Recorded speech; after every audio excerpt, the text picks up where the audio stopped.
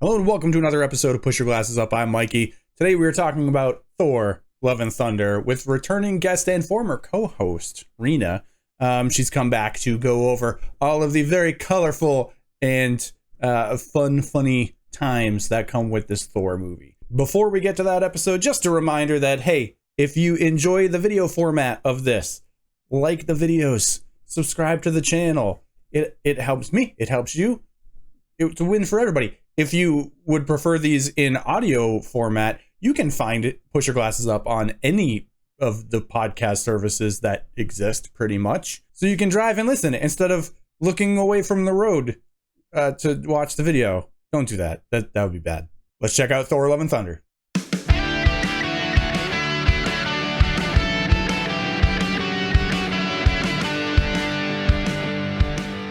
Welcome back to the show, Reena. Hi. Hello. Good to be back. Yes, it is. It's going fine, but it's not the same still without you. So we're here to talk about Thor, Love and Thunder because you're sort of still the remaining go-to person for the Marvel movies. So I am your MCU correspondent. For the movies. Cash has been very good about coming on for the Disney Plus shows that he at least cosplays for. So Cash must be so excited after Comic-Con and bringing back Daredevil and everything. That's how we met Cash in the first place. Exactly. And the fact that the yellow and red suit, he gets to make a whole new suit for it. I would assume he's riding a big high right now. Yeah. But yeah, top level. What did you think of Thor, Love and Thunder? I thought it was like a perfect summer movie. It was very enjoyable. I thought it was really funny. The more I kind of learned about what went into it, the more I enjoyed it. I have like one big gripe that we can get to, but it's more about the MCU in general and not this particular movie. But, you know, I like the Taika Waititi brand of humor, so it all worked for me. I mean, I like the direction that Marvel's sort of taking movies, where you don't have to see 35 movies to understand necessarily what's going on, and they give you a bit of exposition. I know some people didn't like that, and I mean, who can say no to Guns N' Roses, like, for a soundtrack? Yeah, I'm pretty much on the same page as you. I thought that this was really good. I think it's, in some ways, it's not as good as Ragnarok, but in other ways, I think it actually surpasses it with, like, production design and stuff like that. I think it actually surpasses Ragnarok in a big way, just because of, the hair metal vibe of it, I think, is even more my style than the sort of vector graphics late 70s, early 80s style that they went for with Ragnarok. But yeah, I with what you were saying about people not being happy about things not feeling tied to an overall plot or whatever, my thing is we need to separate from thinking that we need an end goal all the time, because without that, like, none of the stuff in Endgame works without build-up, right? And a lot of that build-up is character stuff and not just plot stuff.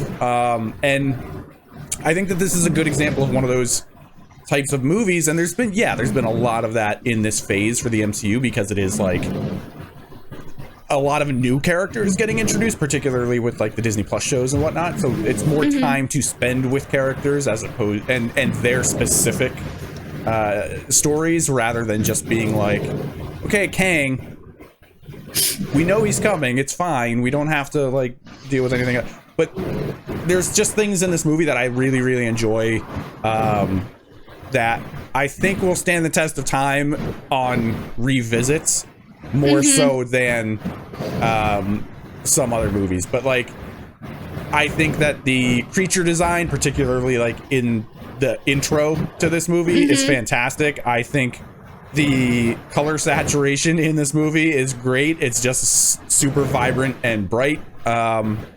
And their use of monochrome when it counts. Exactly. I think that kind of stuff works so well, but it is more uneven of a movie than Ragnarok.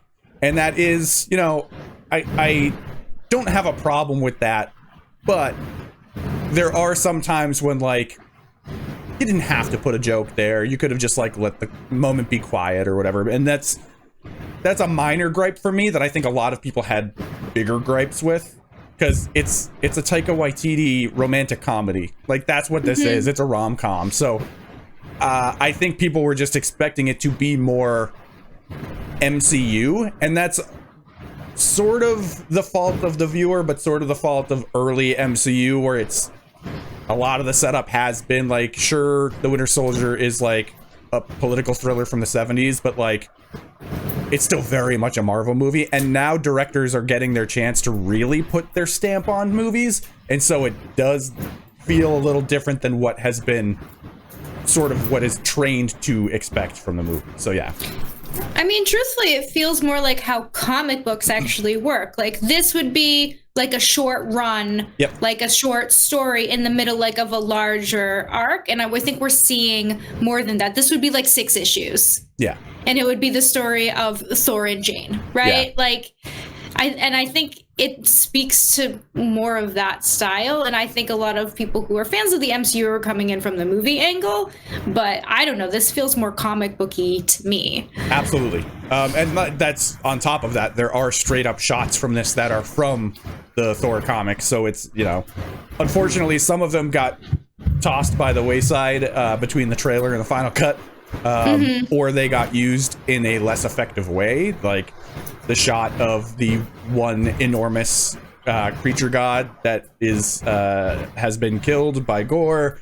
That is in the trailer. It's Thor and Korg, like looking over the horizon at him, and then in the movie, it's just like on a screen. And it's like, that should have been used a little better than that, I think. But yeah, it's. Are you saying release the Waititi cut? Well, that's what this movie is. He already said that this is the cut. So, because he's not interested in getting in those arguments, and I respect him for that.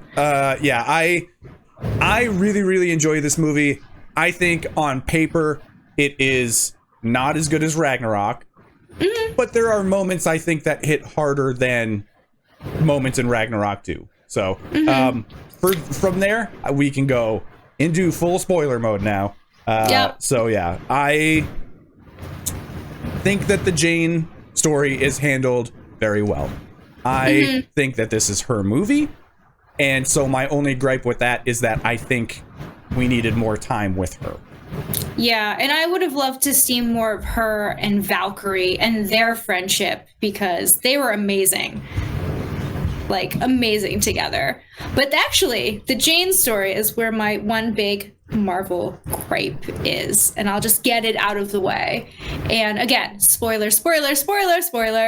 I'm kind of tired of the MCU making us watch strong female characters die, because, like, I didn't think about it until we open up with Guardians and we're talking about, and Star-Lord's talking to Thor about Gamora, and we know that this is like a different version that's going to exist now because the original one died in, to get the Soul Stone. But I'm thinking, like, we saw her get thrown off a cliff. We saw Black Widow fall off the same cliff.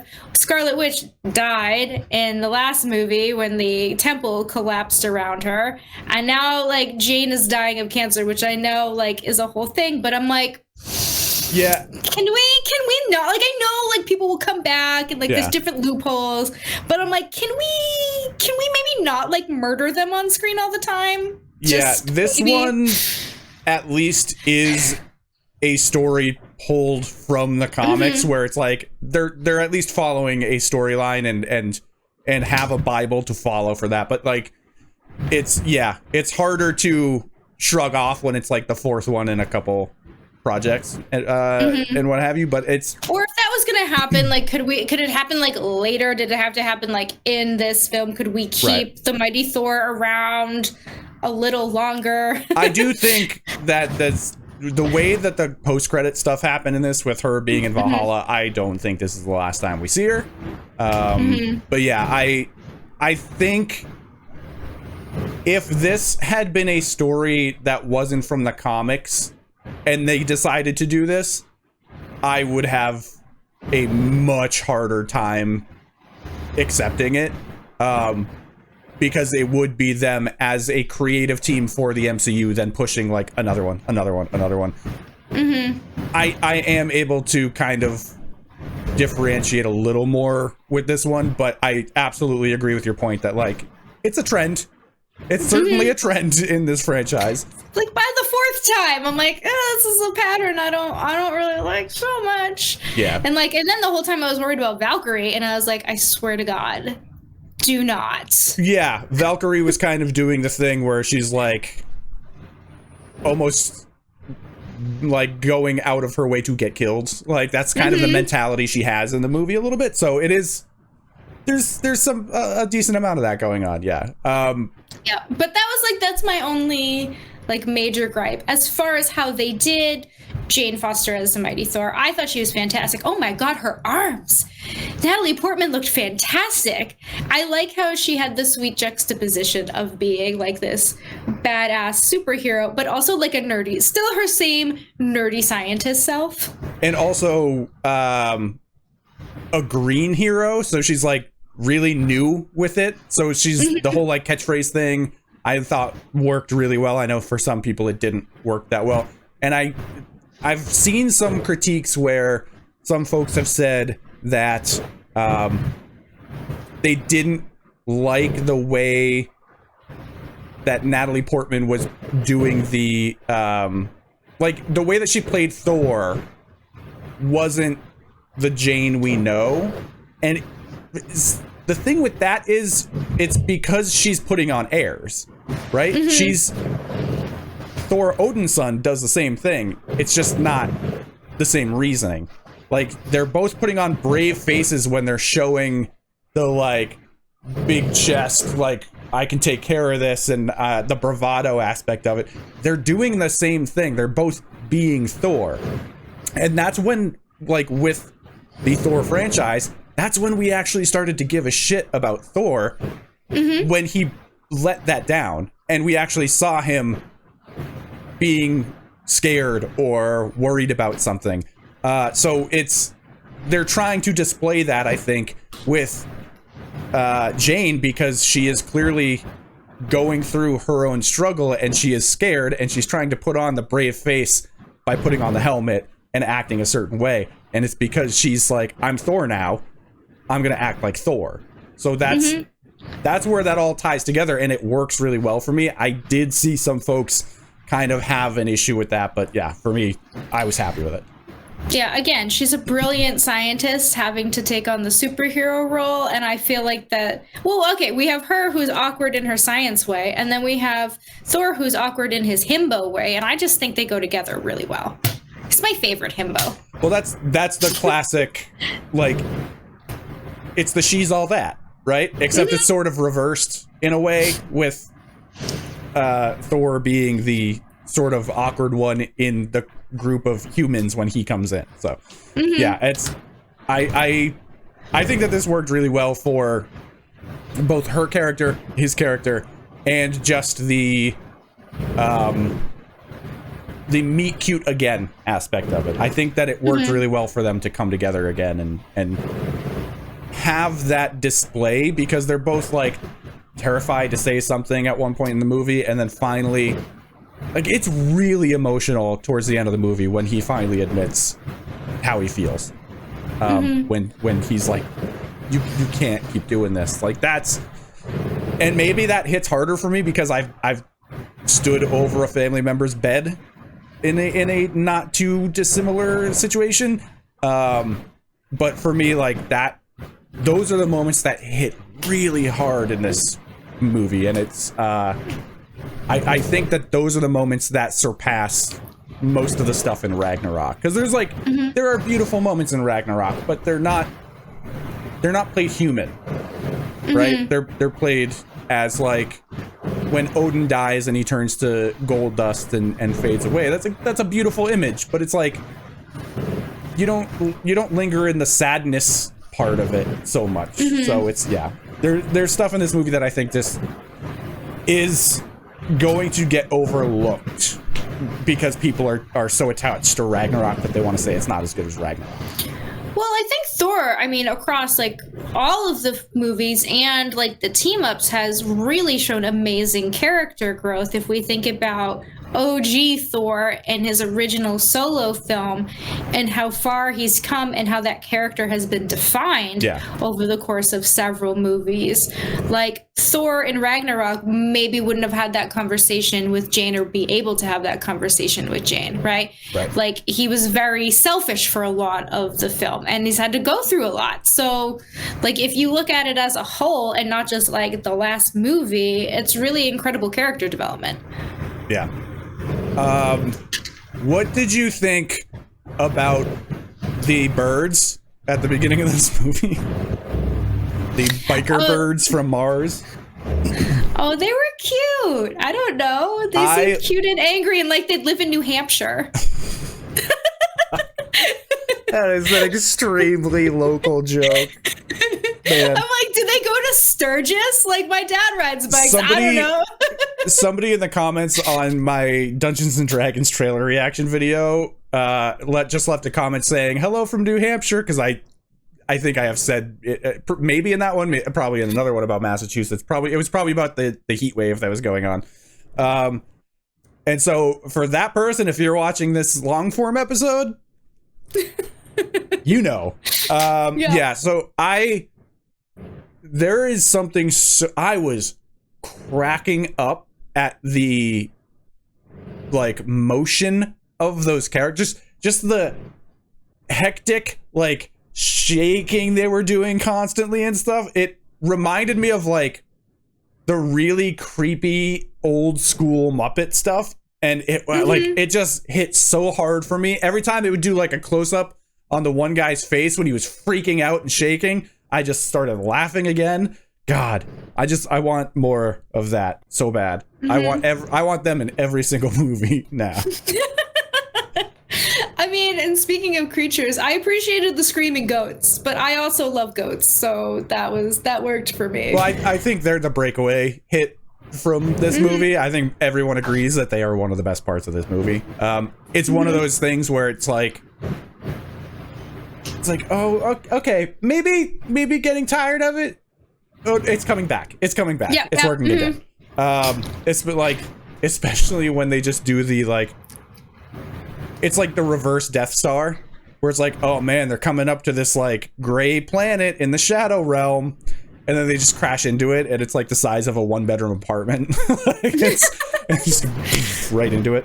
Yeah, I think that this movie's like, obviously it's Taika, like it's the humor is going to be the best stuff in it, because he kind of just like fires out a shotgun of jokes, and so, you know, some of them miss, and maybe some of them don't have to be in certain scenes, but like, yeah, I think that there are humor things, particularly like we haven't even gotten here yet, but like I think the team up of Taika and Christian Bale works really, really well, because Christian Bale is that like bordering method actor level of actor, and so to add him into Taika's idea of like scary comedy, like when he's in that cage with those kids, he's terrifying. He's terrifying, but he's terrifying in a way where you're still laughing because it's like uncomfortably funny at the same time. Like the thing where it's like chopping off the creature's head and like chucks it at the kids and stuff. And it's like, yeah, that's supposed to be like super scary, but it's also really funny at the same time, because it is just so strange that a character would do that. There is some stuff that I wish there was more Jane, and I wish there was more gore. Because I think he was fantastic as a villain, and I feel like Marvel villains have come a long way from kind of being like one note, one mission. I mean, even though he kind of had like one mission, very justified. Well, he's not just a mirror version either. Like that's the thing. I do, like I said, I wish there was more of him because he was so good, and that's like, this movie is lean. This movie is only an hour and 59 minutes. You could have squeezed in 10 extra minutes just to give him a little more. because it's when he's on screen, he's so good, and he's actually giving the counterbalance to the comedy, right? So it's he's giving the weight that needed to be there for like an imposing nature. Like there's drama in the movie, like we were talking about with Thor and Jane on when she's on the bed, but like it's in terms of like an antagonistic nature in the movie, it would, if there could have been like just a little more, it would have, I think, honestly quelled a lot of people's issues with this movie, that it's too tonally funny as opposed to being a little more balanced. And that is a little where I sit, but I don't find it egregious. I just wish there was more. Yeah. And I mean, going back to what you said about him being so opposing, you know, throughout the movie, he's like basically like succumbing to this power, is like eating him alive like a poison, and almost getting like frailer visually, but more imposing as a villain, which I thought was a nice kind of thing going on. Do you know what I mean? Like he's just getting scarier, but like he's not getting stronger, or like it's just because you know that like the more he uses the sword, it's his cancer. Exactly. That's the mirror. It is like, I say it's not a mirror villain, but like it is still a mirrored story, because both Jane and Gore are carrying weapons that are poisoning them, and Mjolnir is not. We could say that it's not poisoning her, but it's preventing the ability for her body to purge the poison. So it's similar enough, but yeah, it's and then they have that realization when they're in, what is it, in eternity, or wherever they went, and he's like, oh, and then they're like, why are you gonna like use your one wish to murder all the gods when you could bring your daughter back? And he's like, oh my god, you're right, what am I doing? Yeah. And that's the thing, is I like I like that they had that realization, right? Like, oh, absolutely. And in that scene, I think that's where Christian Bale is the best in this movie. It's a quiet moment where he's just allowed to show emotion, like a very calm emotion. And I think that we should have seen that more, because there's basically 3 pivotal scenes for him. That's the very beginning of the movie, when he attacks New Asgard, and then the end of the movie. And I think that there just needed to be like at the moment when he's in the cage with the kids, like that's a great scene, but I don't think it really added to his sort of stature in the film. And I don't think taking the kids really did anything. I think it was just like it was ransom, but it was a trap. Like, because he knew he needed to get Stormbreaker there, and he just needed to lure Thor. Like that was really what it is, and he knew that would work. It's a little cliched, but it's, it works. Although, fun fact that you might already know, that a lot of those kids were Taika's kids, they were Christian Bale's kids, they were like, it was really a family affair, and I didn't know that his daughter in the film is actually Chris Hemsworth's daughter. Yeah. And that was really cute. Especially with the way that it ends, right? Yeah, I loved that they, the reasoning behind the name of the movie is that that's the new team. So it's, it's so good. I think this one is gonna end up being sort of overlooked in the MCU, just because it's like, it has the same things going on as Ragnarok, but it doesn't have the impact of being the first one to do that. So I think people are going to shove this and put it on the shelf because it's not the first one, even though it's still real good. Like it's one of those situations where it's just like, yeah, you were the first to do it. Does that necessarily mean better? Because Top Gun did Top Gun first. Top Gun Maverick, much better movie. But yeah, I do think that it's gonna sit in an awkward place in the MCU, partially because of that, partially because this phase has had its what people like to call rudderless sort of storytelling, where it's not building to one specific thing. It's like it's just a slower burn of like not being direct. It's in the background, and it's character growth, and it's these things like that. Well, that and like Ragnarok had, you know, a bigger list of characters that we're familiar with, right? Like we had Loki, who's like a fan favorite. It had Hulk. That's like, you know, we have 2 Avengers. So like it's kind of hard to compare from like that sense, you know what I mean? And like established relationships over the course of several movies, because I would argue that Loki and Thor are a more established relationship than Jane and Thor. Yeah. In terms of like dynamic, right? So I mean, it's hard to compare from there, but like I could throw that movie on and watch it and like be good, and like I don't know, I want to go see it again. I haven't had an opportunity. I saw it opening night, but I think this movie I would be more inclined to just revisit than Ragnarok, honestly. Just because it's more of a good time. Like, if I want to do Ragnarok stuff, if I'm doing a full rewatch, like, I'm happy to revisit it. But if I'm just turning on a movie just to have a nice time with a movie, I think I would prefer putting this one on. The only thing one other small thing is like I wish it was kind of built up to be a little gayer than it ended up being. And I get that it's Disney, and I get we're towing the line very gently, but like give Valkyrie a girlfriend. Like she's mourned her fallen love long enough.